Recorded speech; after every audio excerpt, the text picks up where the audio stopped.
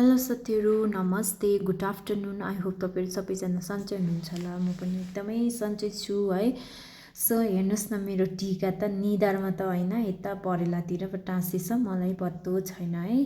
अनि यो भिडियो चाहिँ मैले हिजो बेलुकाको हो। हिजो बेलुका मैले डिनरमा चाहिँ मोमो खाएको थिएँ अनि आज चाहिँ मैले एडिट गरेर बनाउँदैछु है। यति साह्रो टेस्टी भएको थियो। हजुरहरू कसलाई मोमो मनपर्छ? आई होप तपाईँहरू 90%लाई नै मोमो चाहिँ मनपर्छ जस्तो लाग्छ है।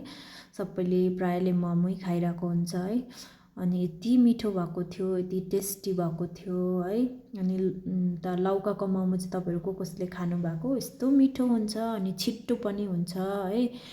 त्यस्तो उयो गरिबस्नु पनि पर्दैन, ताछी बस्नु पनि पर्दैन त्यसलाई होइन। यति साह्रो छिटो पनि हुन्छ, मिठो पनि हुन्छ। अनि यसमा चाहिँ मैले चिज पनि लगाएको थिएँ, यति साह्रो टेस्टी भएको थियो है।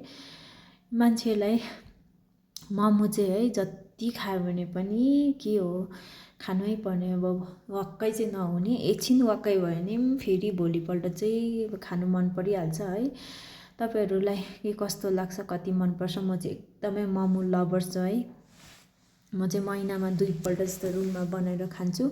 यहाँतिर चाहिँ मोमो चाहिँ पाउँदैन, पाउनु चाहिँ पाउँछ तर टाढो जानुपर्छ है। त्यही भएर अल्छी लाग्छ जानु, अनि रुममै बनाउँदै खान्छु। म चाहिँ एक्लै भए पनि मोमो चाहिँ बनाएर खान्छु। So by by guys.